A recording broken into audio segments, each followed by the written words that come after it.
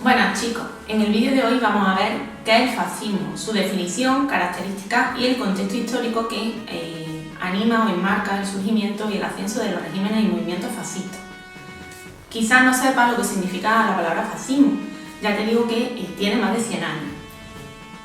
Pero si te hablo de Hitler, ese hombre bajito, con bigote, alemán y con muy mal carácter, o de Mussolini, su amigo italiano, estoy segura de que lo has visto en infinidad de películas, documentales, etc.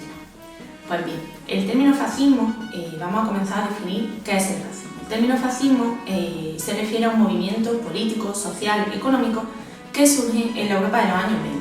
Su líder, Benito Mussolini, va a ser el creador de una ideología totalmente autoritaria, con un marcado carácter antiliberal, antidemocrático, con un odio muy profundo hacia la ideología de izquierda y con algunas características que más tarde comentaré, y algunas de ellas ya le adelanto que son el culto a la personalidad de un líder fuerte, un líder único, cuyas decisiones son incuestionables, o el darle un valor positivo a lo que significa la violencia, las virtudes militares, etc.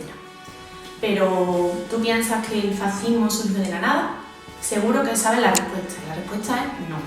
El fascismo, el surgimiento del fascismo, el contexto histórico, lo podemos encontrar en los años 20 del siglo pasado. El mundo sufría las consecuencias de la Primera Guerra Mundial, la conocida como la Gran Guerra, que había asolado toda Europa.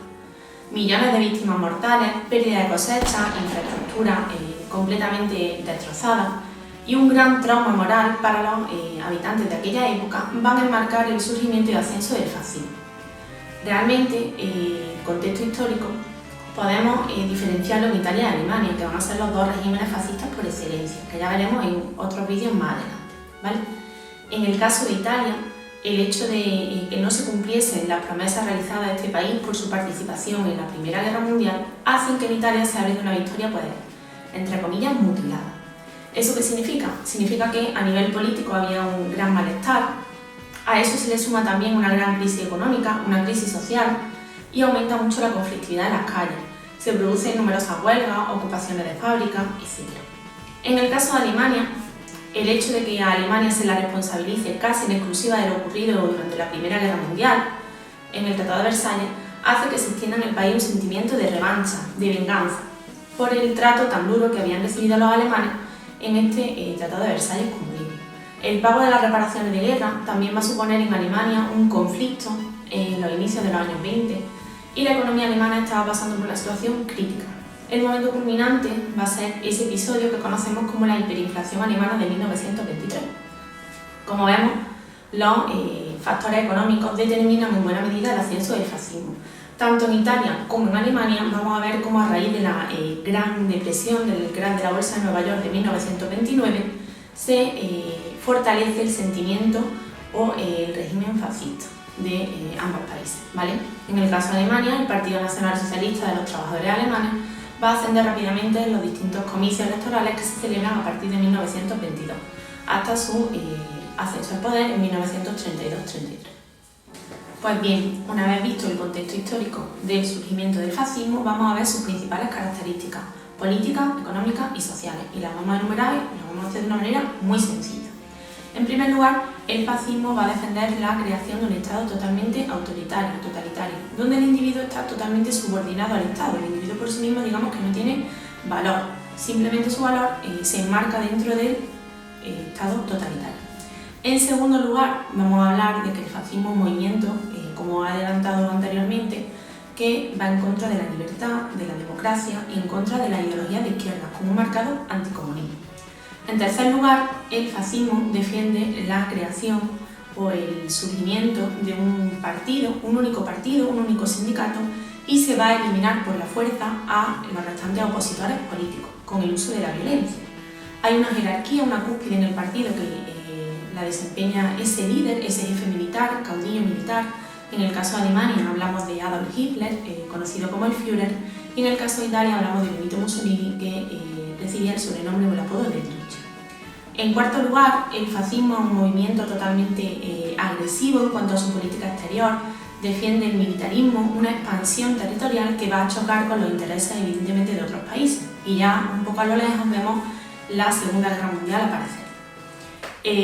Realmente a nivel económico, aunque el fascismo, y sería la quinta característica, defiende un anticapitalismo, es un anticapitalismo vacío, porque vamos a ver que tanto en Italia como en Alemania los grandes industriales, los grandes empresarios van a apoyar por intereses económicos a los regímenes fascistas. En sexto lugar, el fascismo en economía, como ya digo, va a defender la intervención total del Estado en el ámbito económico, con el objetivo final de lograr un sistema autárquico. Y tú te preguntarás, ¿qué es una autarquía? La autarquía es un sistema económico que defiende que el país se abastece con sus propios recursos sin necesidad de realizar compras al exterior. A nivel social, iríamos ya por la séptima característica, el fascismo es un movimiento totalmente racista, xenófobo, en el sentido de que defiende que hay unas razas superiores a otras y justifica esa existencia de razas inferiores y razas superiores, y se puede masacrar, humillar, vejar a esas razas inferiores, grupos sociales, grupos étnicos. Estamos hablando, por ejemplo, de los homosexuales, de los gitanos y, sobre todo, claramente seguro por alguna película, algún vídeo, ese odio hacia los judíos, ese antisemitismo.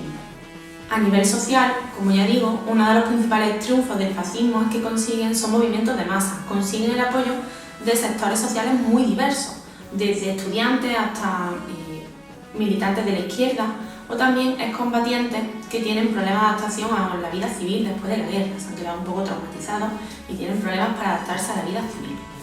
En noveno lugar, decirte también que el fascismo va a exaltar, a defender los principios masculinos, y el papel de la mujer queda relegado totalmente al cuidado del hogar, al cuidado de los hijos. La última característica, muy peculiar también en los movimientos fascistas, es que van a intentar controlar, adoctrinar a la juventud desde pequeñitos. Van a controlar la educación, ese adoctrinamiento, para conseguir la supervivencia del Estado y del régimen fascista. Y tenemos organizaciones, en Italia por ejemplo la Ópera Nacional Varilla, o en Alemania las Juventudes Hitlerianas. Pues bien, hasta aquí el vídeo de hoy. Espero que te hayas enterado un poquito más de qué es el fascismo, cuáles son sus características y el contexto que marca el surgimiento de los regímenes fascistas.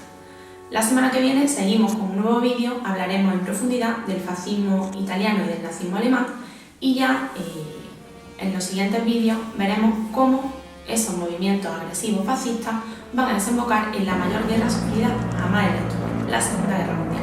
Hasta luego, chicos.